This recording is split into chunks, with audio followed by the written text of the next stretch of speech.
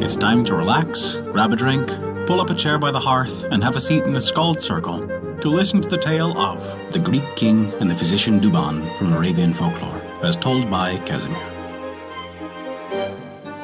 Before we begin our story, we wanted to remind you that we release new tales for free every week. Our shorter tales release on Wednesdays, and our longer chapter stories release on every other Saturday.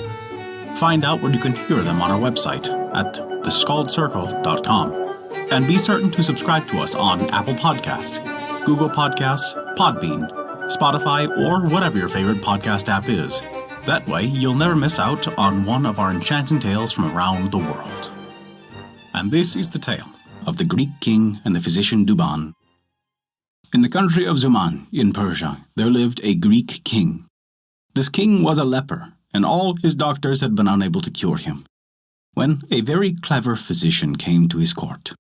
He was very learned in all languages, and knew a great deal about herbs and medicines. As soon as he was told of the king's illness, he put on his best robe, and presented himself before the king.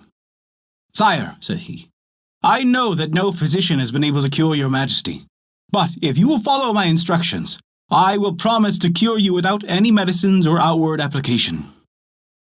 The king listened to this proposal. "If you are clever enough to do this," he said, "I promise to make you and your descendants rich as ever." The physician went to his house and made a polo club, the handle of which he hollowed out, and put in it the drug he wished to use. Then he made a ball, and with these things he went the next day to the king. He told him that he wished to play at polo. Accordingly, the king mounted his horse and went into the place where he played. There the physician approached him with the bat he had made, saying, "Take this, sire, and strike the ball till you feel your hand and whole body in a glow. When the remedy that is in the handle of the club is warmed by your hand, it will penetrate throughout your body. Then you must return to your palace, bathe, and go to sleep, and when you awake tomorrow morning, you will be cured." The king took the club and urged his horse after the ball which he had thrown. He struck it, and then it was hit back by the courtiers who were playing with him. When he felt very hot, he stopped playing, went back to the palace, went into the bath, and did all the physician had said. The next day, when he arose, he found to his great joy and astonishment that he was completely cured. When he entered his audience chamber, all his courtiers, who had been eager to see if the wonderful cure had been effected, were overwhelmed with joy. The physician Douban entered the hall and bowed low to the ground. The king, seeing him, called him, made him sit by his side, and showed him every mark of honor.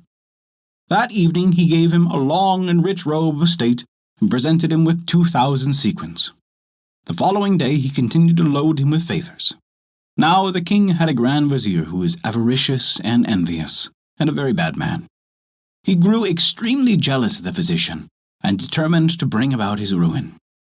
In order to do this, he asked to speak in private with the king, saying he had a most important communication to make. "What is it?" asked the king. "Sire," answered the Grand Vizier, "it is most dangerous for a monarch to confide in a man whose faithfulness is not proved. You do not know that this physician is not a traitor come here to assassinate you." "I am sure," said the king, "that this man is the most faithful and virtuous of men. If he wished to take my life, why did he cure me? Cease to speak against him. I see what it is. You are jealous of him, but do not think that I can be turned against him. I remember well what a vizier said to King Sinbad, his master, to prevent him from putting the prince, his son, to death."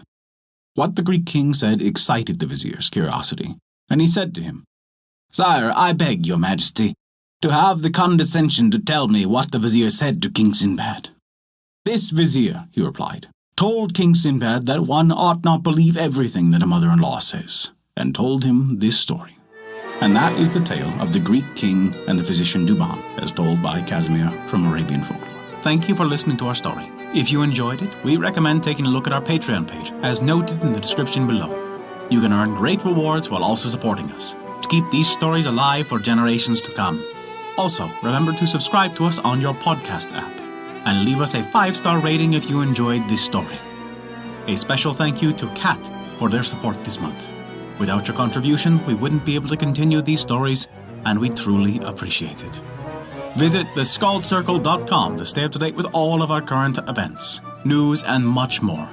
Not only that, but you can also visit our story archive of every tale we have ever told. It's sorted by origin and region for the convenience of your listening pleasure. Thank you for listening to our story.